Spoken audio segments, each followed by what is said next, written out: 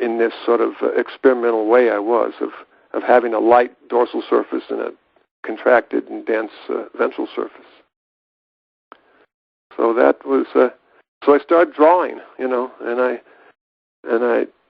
I'm no artist, I can guarantee you that. So it was a clumsy path, but I thank God for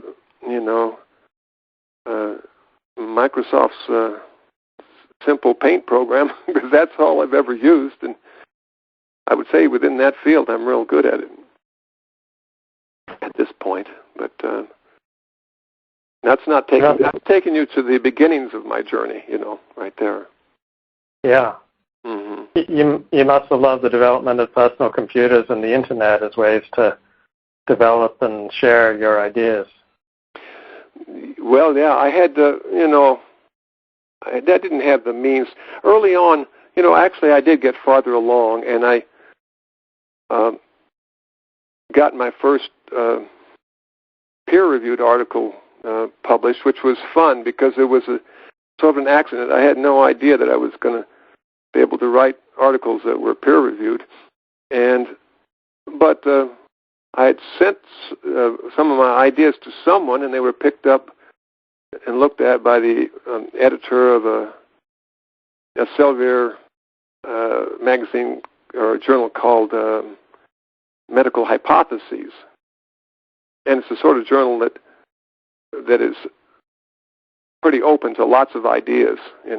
That didn't have a constrict. The editor had a strong feeling that if he liked an idea, whether it looked scientific or not, he was going to put it in there to see if it would spark interest in other scientists, And so that's how I got my first article, and it was a real, I knew I had something that was interesting, but it was a real boon to me to have someone like that, even just sort of conditionally show support.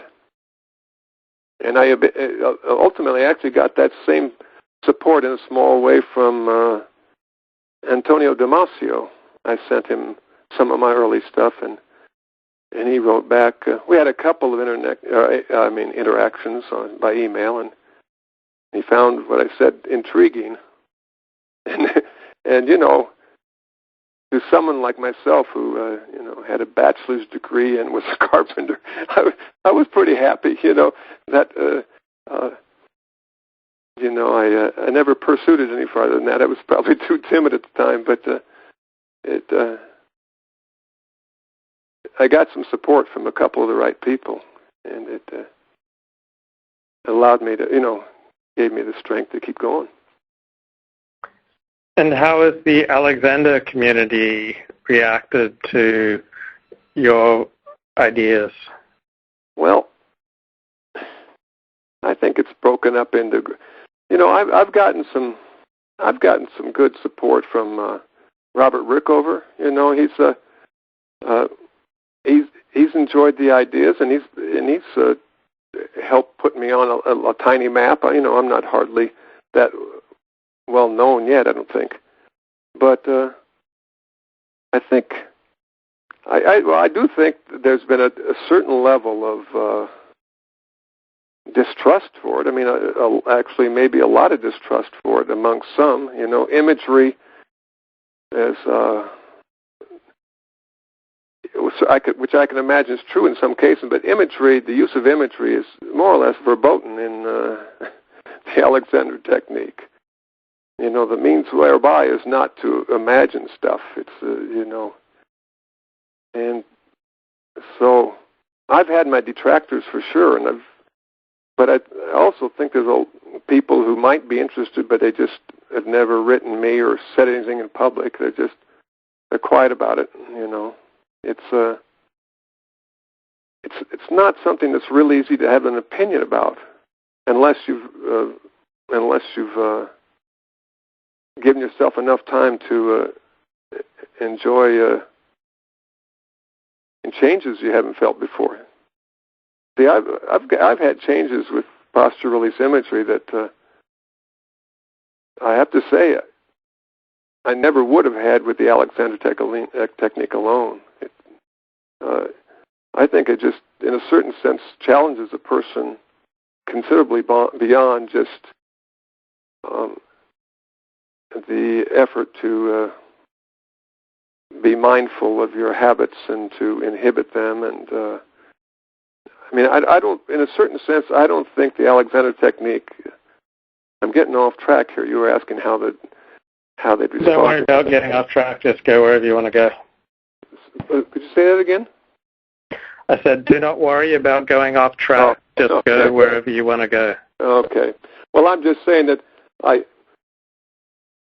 as great as the Alexander technique has been for me, I have to say I'm bothered and, probably personally hurt a little bit that it hasn't openly given my ideas a little more of a chance. I mean, there have been opportunities for people to invite me to one place or another to give a PowerPoint or a workshop or something like that, and that hasn't happened, So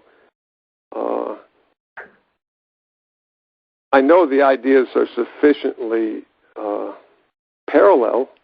I mean, this to the Alexander technique that they're worth looking at more closely, if in fact people in the Alexander technique want to look at new ideas more closely, which I don't know that they do, But, I can't talk in general about it. That different people have different reactions. I'm sort of disturbed that there's maybe that the different reactions weren't more exposed, right, so that people could choose and, develop their own opinion.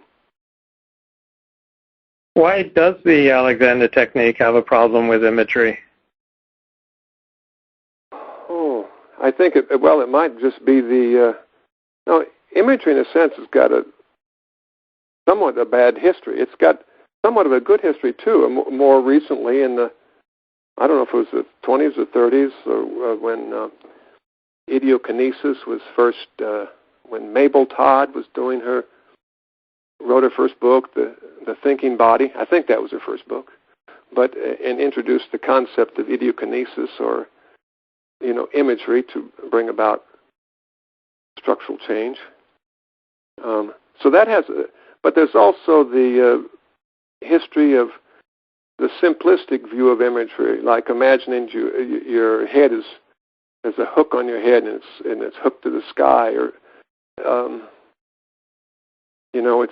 it's really a very incomplete image. And when images are not well formed, they really do more harm than good. That an image like that might momentarily give you some kind of change in your body, but in fact, if I was to put a hook on the body, it wouldn't be on the head. It would actually be at the seventh cervical vertebra, at the point where what I call the director segment joins the motor segment.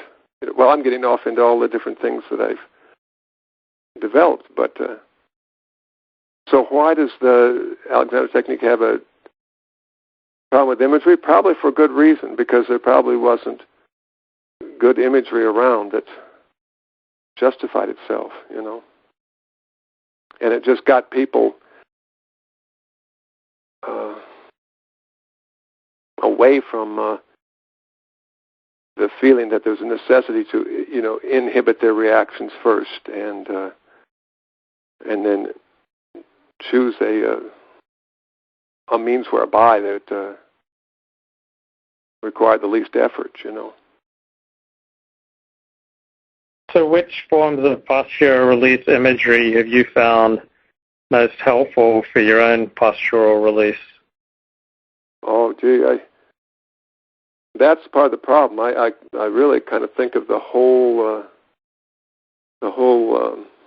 9 yards, so to speak, as being probably, in my later years here, the most valuable has been what I call my type-specific imagery. Because I have a theory that I think bears out that each of us fall into one of four types of